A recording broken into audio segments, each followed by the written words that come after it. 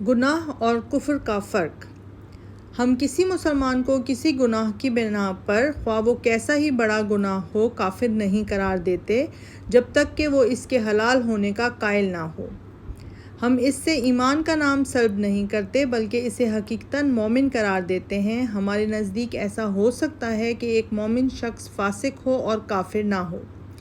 الوصیہ میں امام اس مضمون کو یوں بیان کرتے ہیں: امت محمد صلی اللہ علیہ وآلہ وسلم کے گناہگار سب مومن ہیں، کافر نہیں ہیں۔ عقیدہ طحاویہ میں اس کی مزید تشریح یہ ہے: بندہ خارج از ایمان نہیں ہوتا مگر صرف اس چیز کے انکار سے جس کے اقرار نے اسے داخل ایمان کیا تھا۔ اس عقیدے اور اس کے اجتماعی نتائج سوشل کنسیکوینسز پر پوری روشنی اس مناظرے سے پڑتی ہے جو ایک مرتبہ خوارج اور امام ابو حنیفہ رحمہ اللہ علیہ کے درمیان اسی مسئلے پر ہوا تھا۔ خارجیوں کی ایک بڑی جماعت ان کے پاس آئی اور کہا کہ مسجد کے دروازے پر 2 جنازے ہیں، ایک ایسے شرابی کا ہے جو شراب پیتے پیتے مر گیا، دوسرا ایک عورت کا ہے جو زنا سے حاملہ ہوئی اور شرم کے مارے خودکشی کر کے مر گئی۔ امام نے پوچھا، یہ دونوں کس ملت سے تھے؟ کیا یہودی تھے؟ انہوں نے کہا نہیں۔ پوچھا عیسائی تھے؟ کہا نہیں۔ پوچھا مجوسی تھے؟ وہ بولے نہیں۔ امام نے کہا، پھر آخر وہ کس ملت سے تھے؟ انہوں نے جواب دیا، اس ملت سے جو کلمہ اسلام کی شہادت دیتی ہے۔ امام نے کہا، بتاؤ یہ ایمان کا 1/3 ہے یا 1/4 یا 1/5؟ وہ بولے، ایمان کا 1/4 نہیں ہوتا۔ امام نے کہا، اس کلمے کی شہادت کو آخر تم ایمان کا کتنا حصہ مانتے ہو؟ وہ بولے، پورا ایمان۔ اس پر امام نے فوراً کہا، جب تم خود اسے مومن کہہ رہے ہو تو مجھ سے کیا پوچھتے ہو؟ وہ کہنے لگے، ہم یہ پوچھتے ہیں کہ وہ دوزخی ہیں یا جنتی؟ امام نے جواب دیا، اچھا اگر تم پوچھنا ہی چاہتے ہو تو میں ان کے بارے میں وہی کہتا ہوں جو اللہ کے نبی ابراہیم علیہ السلام نے ان سے بدتر گناہگاروں کے متعلق کہا تھا کہ خدایا جو میری پیروی کرے وہ میرا ہے اور جو میری نافرمانی کرے تو آپ غفور الرحیم ہیں۔ سورہ ابراہیم آیت نمبر 36۔ اور جو اللہ کے ایک اور نبی عیسیٰ علیہ السلام نے ان سے بھی زیادہ بڑے گناہگاروں کے متعلق کہا تھا کہ اگر آپ انہیں عذاب دیں تو آپ کے بندے ہیں، معاف فرما دیں تو آپ زبردست اور دانا ہیں۔ سورہ مائدہ آیت نمبر 18۔ اور جو اللہ کے ایک تیسرے نبی نوح علیہ السلام نے کہا تھا کہ ان لوگوں کا حساب لینا تو میرے رب کا کام ہے، کاش تم سمجھو اور میں مومنوں کو دھتکارنے والا نہیں ہوں۔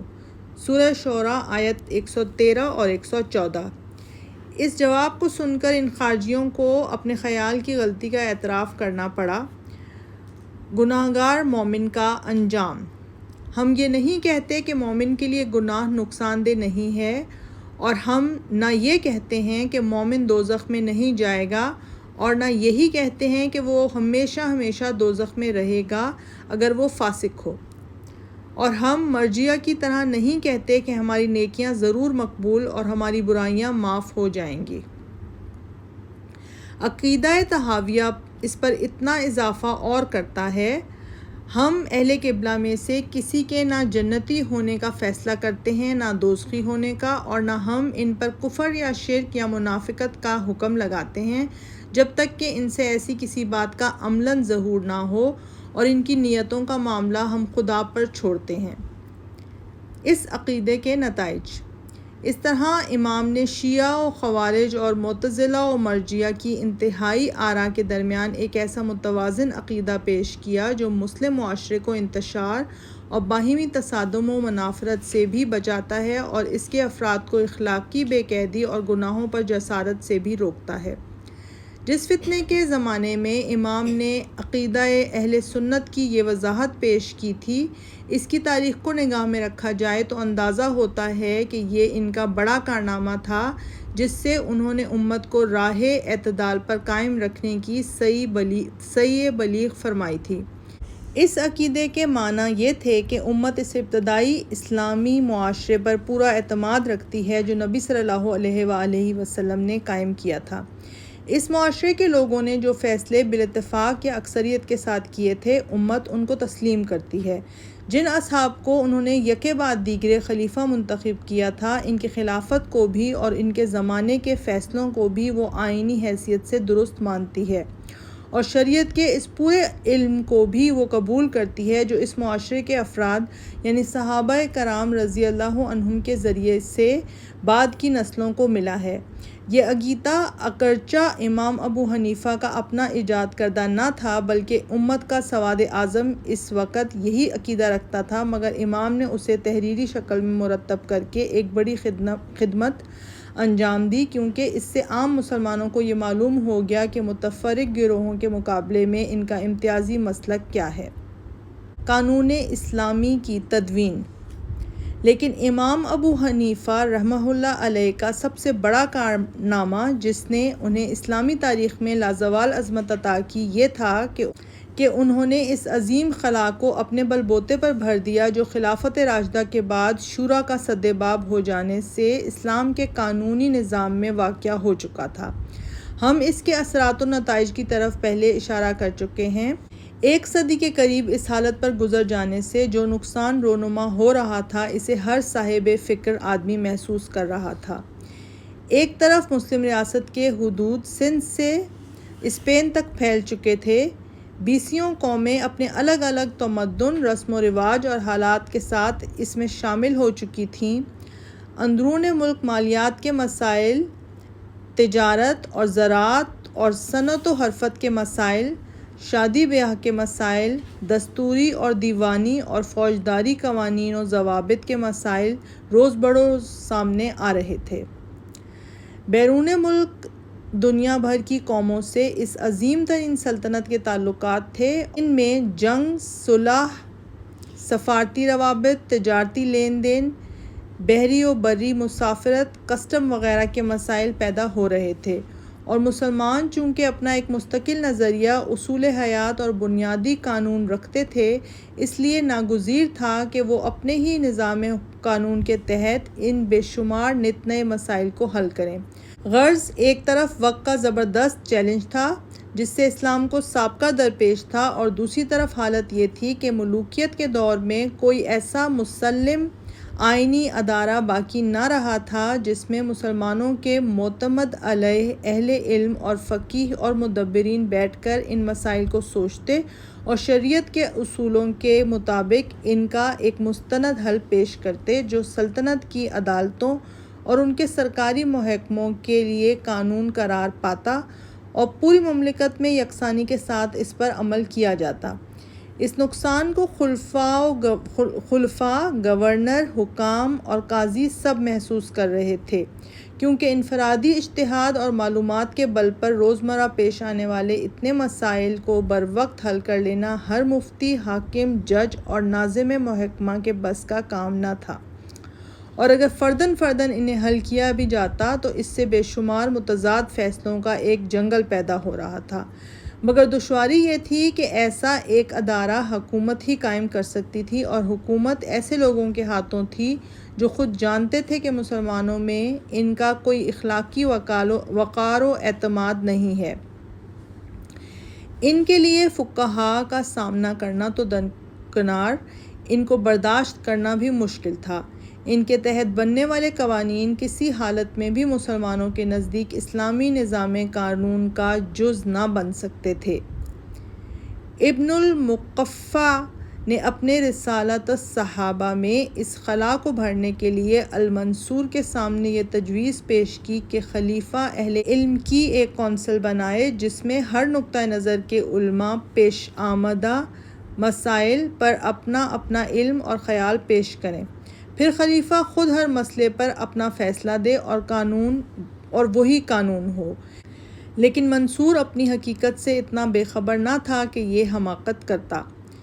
اس کے فیصلے ابو بکر اور عمر رضی اللہ عنہما کے فیصلے نہ بن سکتے تھے۔ اس کے فیصلوں کی عمر خود اس کی اپنی عمر سے زیادہ نہ ہو سکتی تھی۔ بلکہ اس کی زندگی میں بھی یہ توقع نہ تھی کہ پوری مملکت میں کوئی ایک مسلمان ہی ایسا مل جائے جو اس کے منظور کیے ہوئے قانون کی مخلصانہ پابندی کرے۔ وہ ایک لادینی سیکولر قانون تو ہو سکتا تھا مگر اسلامی قانون کا ایک حصہ ہرگز نہ ہو سکتا تھا۔ اس صورتحال میں امام ابو حنیفہ رحمہ اللہ علیہ کو ایک بالکل نرالا راستہ سوجا، اور وہ یہ تھا کہ وہ حکومت سے بے نیاز رہ کر خود ایک غیر سرکاری مجلس وضعِ قانون پرائیویٹ لیجسلیچر قائم کریں۔ یہ تجویز ایک انتہائی بدیع الفکر آدمی ہی سوچ سکتا تھا، اور مزید برآں اس کی ہمت صرف وہی شخص کر سکتا تھا جو اپنی قابلیت پر، اپنے کردار پر اور اپنے اخلاقی وقار پر اتنا اعتماد رکھتا ہو کہ اگر وہ ایسا کوئی ادارہ قائم کر کے قوانین مدون کرے گا تو کسی سیاسی قوت نافذہ پولیٹیکل سینکشن کے بغیر اس کے مدون کردہ قوانین اپنی خوبی، اپنی صحت، اپنی مطابقت احوال اور اپنے مدون کرنے والوں کے اخلاقی اثر کے بل پر خود نافذ ہوں گے۔ قوم خود ان کو قبول کرے گی اور سلطنتیں آپ سے آپ ان کو تسلیم کرنے پر مجبور ہوں گی۔ امام کوئی غیب دان نہ تھے کہ پیشگی ان نتائج کو دیکھ لیتے جو فی الواقع ان کے بعد نصف صدی کے اندر ہی برآمد ہو گئے، مگر وہ اپنے آپ کو اور اپنے ساتھیوں کو جانتے تھے، مسلمانوں کے اجتماعی مزاج سے واقف تھے اور وقت کے حالات پر گہری نظر رکھتے تھے۔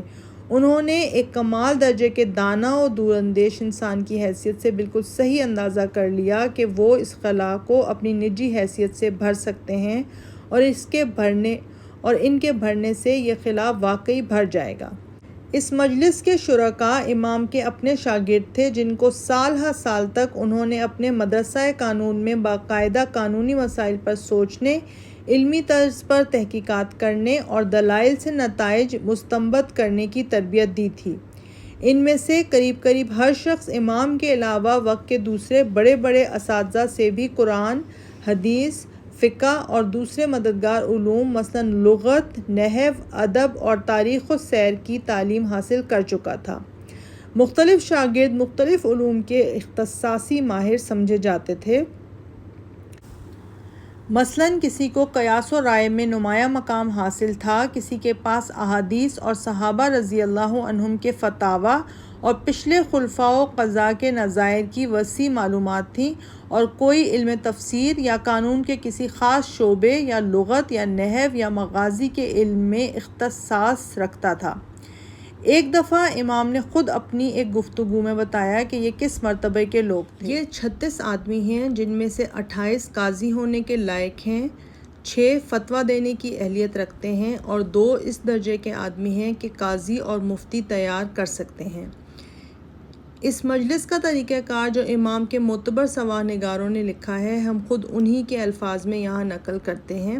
الموفق بن احمد المکی لکھتا ہے، ابو حنیفہ نے اپنا مذہب ان کے یعنی اپنے فاضل شاگردوں کے مشورے سے مرتب کیا ہے۔ وہ اپنی حد وسع تک دین کی خاطر زیادہ سے زیادہ جاں فشانی کرنے کا جو جذبہ رکھتے تھے، اور خدا اور رسول خدا اور اہل ایمان کے لیے جو کمال درجے کا اخلاص ان کے دل میں تھا، اس کی وجہ سے انہوں نے شاگردوں کو چھوڑ کر یہ کام محض اپنی انفرادی رائے سے کر ڈالنا پسند نہ کیا۔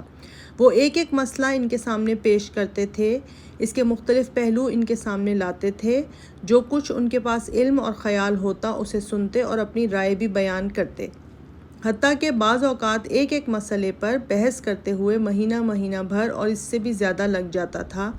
آخر جب ایک رائے قرار پا جاتی تو اسے قاضی ابو یوسف کتب اصول میں ثبت کرتے۔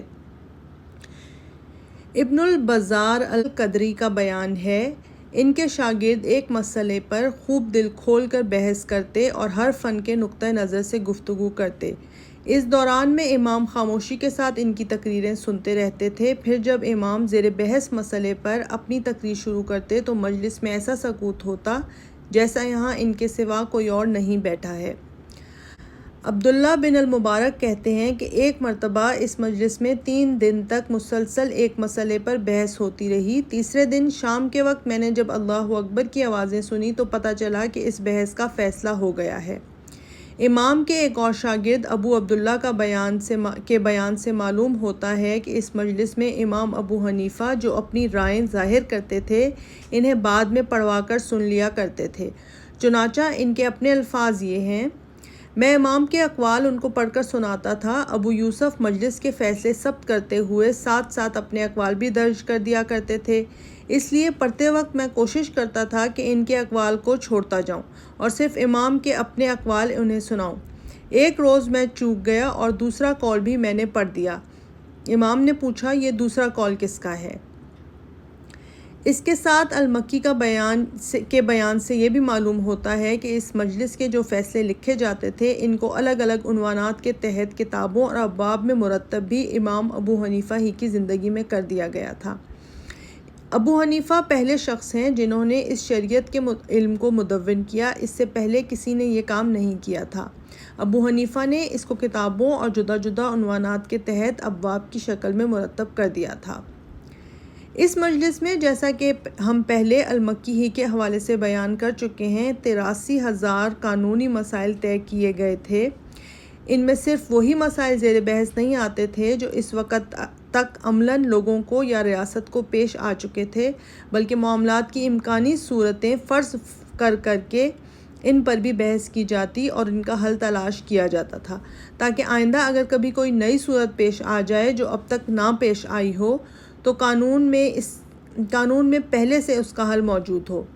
یہ مسائل قریب ہر شعبہ قانون سے متعلق تھے: بین الاقوامی قانون، جس کے لیے السیر کی اصطلاح مستعمل تھی، دستوری قانون، دیوانی و فوجداری قانون، قانون شہادت، ضابطۂ عدالت، معاشی زندگی کے ہر مسئلے، ہر شعبے کے الگ قوانین، نکاح و طلاق اور وراثت وغیرہ شخصی احوال کے قوانین اور عبادات کے احکام۔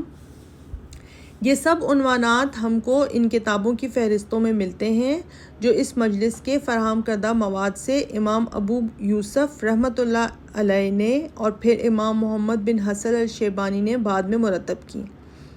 اس باقاعدہ تدوین قانون کوڈیفیکیشن کا اثر یہ ہوا کہ انفرادی طور پر کام کرنے والے مجتہدوں، مفتیوں اور قاضیوں کا کام ساقط الاعتبار ہوتا چلا گیا۔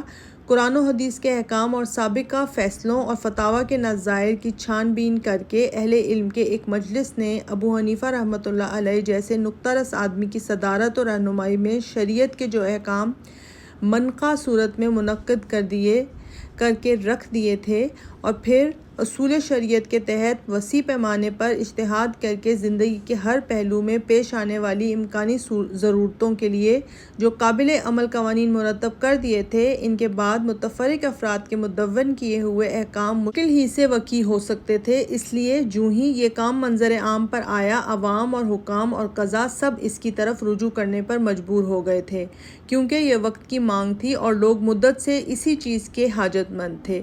چنانچہ مشہور فقیہ یحییٰ بن آدم کہتے ہیں کہ ابو حنیفہ رحمۃ اللہ علیہ کے اقوال کے آگے دوسرے فقہا کے اقوال کا بازار سرد پڑ گیا۔ انہی کا علم مختلف علاقوں میں پھیل گیا، اسی پر خلفاء اور ائمہ اور حکام فیصلے کرنے لگے اور معاملات کا چلن اسی پر ہو گیا۔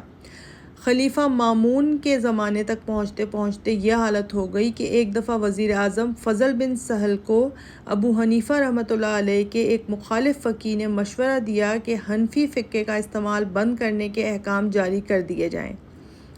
وزیر اعظم نے باخبر اور معاملہ فہم لوگوں کو بلا کر اس معاملے میں رائے لی۔ انہوں نے بالاتفاق کہا، یہ بات نہیں چلے گی اور سارا ملک آپ لوگوں پر ٹوٹ پڑے گا۔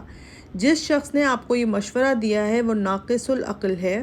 وزیر نے کہا، میں خود بھی اس خیال سے متفق نہیں ہوں اور امیر المومنین بھی اس پر راضی نہ ہوں گے۔ اس طرح تاریخ کا یہ اہم واقعہ رونما ہوا کہ ایک شخص واحد کی قائم کی ہوئی نجی مجلس سے وضع قوانین کا مرتب کیا ہوا قانون محض اپنے اوصاف اور اپنے مرتب کرنے والوں کی اخلاقی ساکھ کے بل پر ملکوں اور سلطنتوں کا قانون بن کر رہا۔ اس کے ساتھ دوسرا اہم نتیجہ اس کا یہ بھی ہوا کہ اس نے مسلم مفکرین قانون کے لیے اسلامی قوانین کی تدوین کا ایک نیا راستہ کھول دیا۔ بعد میں جتنے دوسرے بڑے بڑے فقہی نظام بنے وہ اپنے طرز اجتہاد اور نتائج اجتہاد میں چاہے اس سے مختلف ہوں، مگر ان کے لیے نمونہ یہی تھا جسے سامنے رکھ کر ان کی تعمیر کی گئی۔